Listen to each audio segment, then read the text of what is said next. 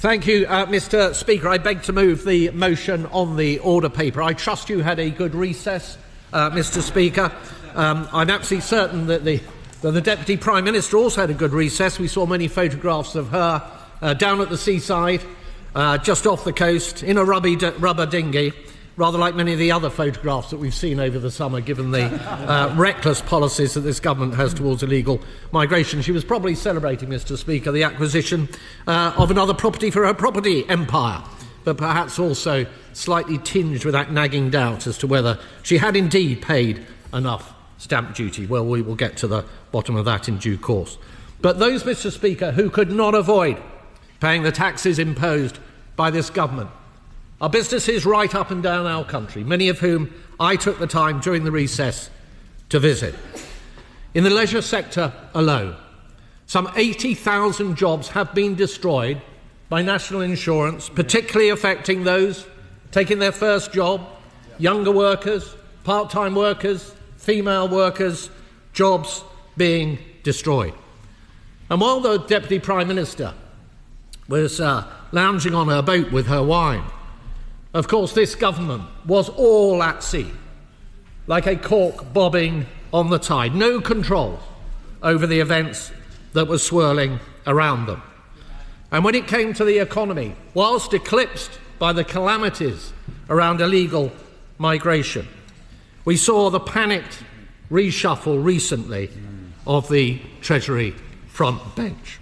And I would like at this point, Mr. Speaker, to offer my congratulations to warmly welcome the Honourable Member for Chipping Barnet to his new role, but to tell him that he is joining a sinking ship in which the captain has just had all her authority stripped from her, and all his comrades down below deck are fiercely trying to bail out the situation.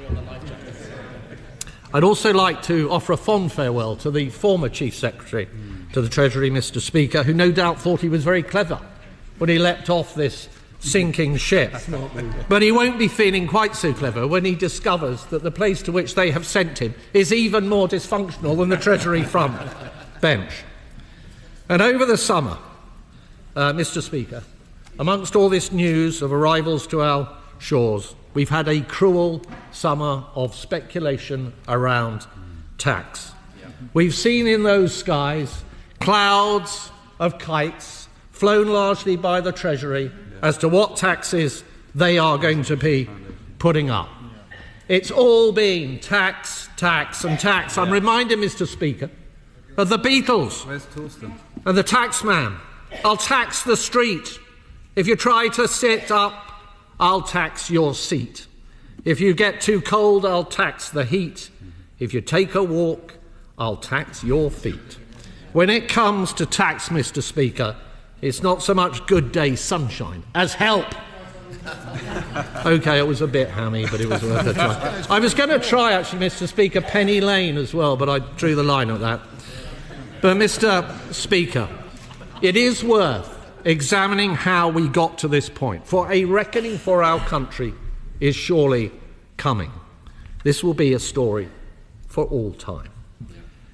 It started, I will momentarily, it started with broken promises. This was a party that said during the run-up to the general election that they had no intention of raising taxes left, right and centre, and yet within a month or two they did precisely that, with devastating consequences. Tax rises on businesses that stifled growth. They talked down the economy. They talked down the economy by confecting this £22 billion black hole that did not exist. And what irony that it was they that brought in the OBR to decide whether that £22 billion black hole existed, and it was the OBR themselves that said they could not legitimise that claim. They were wrong. That's what he said. And what happened with spending and borrowing? It got completely out of control.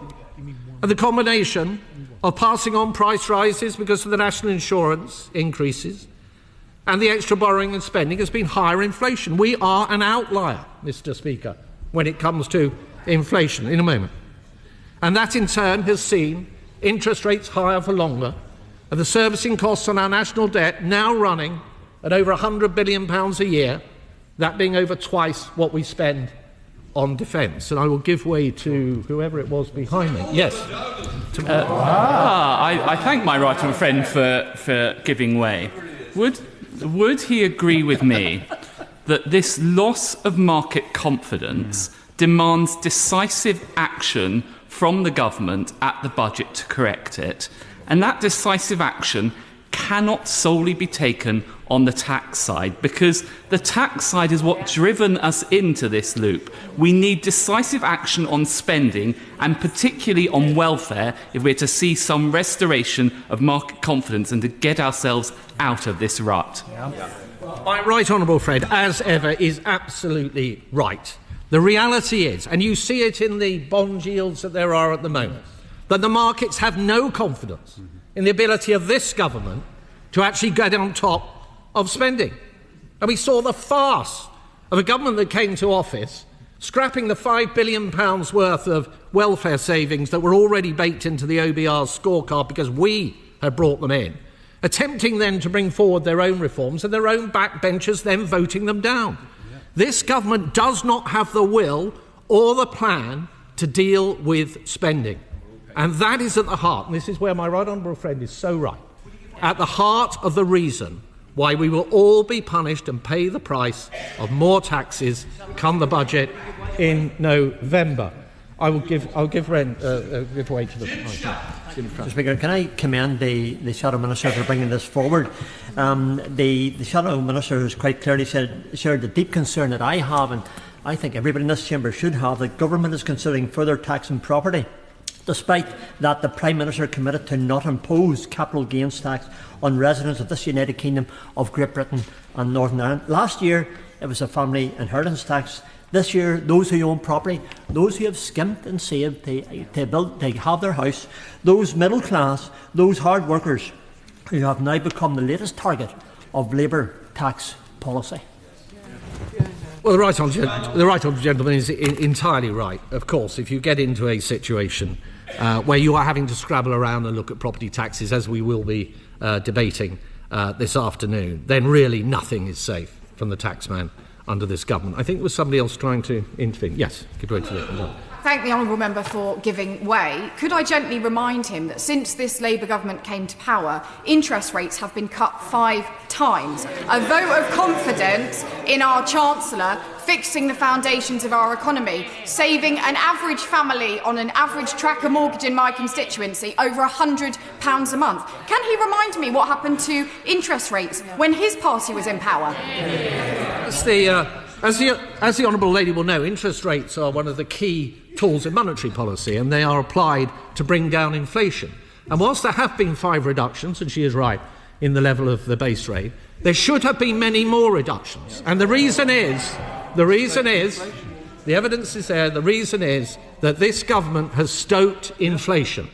We have inflation that is still been rising. It is at twice the level, or thereabouts, that it was on the day of the last general election. And when a government stokes inflation, you pay the price through higher interest rates, and that is precisely what has been happening. But yeah, I'll give way to my right honourable friend, and he's right to highlight the massive impact of these tax rises on so many families up and down this country, and businesses too. Can he comment, please, on how we can have a Deputy Prime Minister in a government who has admitted avoiding paying the tax that she owed and continues in office, and this from a party which moved to call for the resignation of people for far lower offences than that, and is if not exposed the rank hypocrisy which seems to run right through the government opposite. If the right honourable lady wants to make the rules, she should live by them. And that will be a message which will go out to businesses and families right up and down this country. There is no way that they can avoid the juggernaut of taxes that are coming down the track. I will give way to the right honourable gentleman.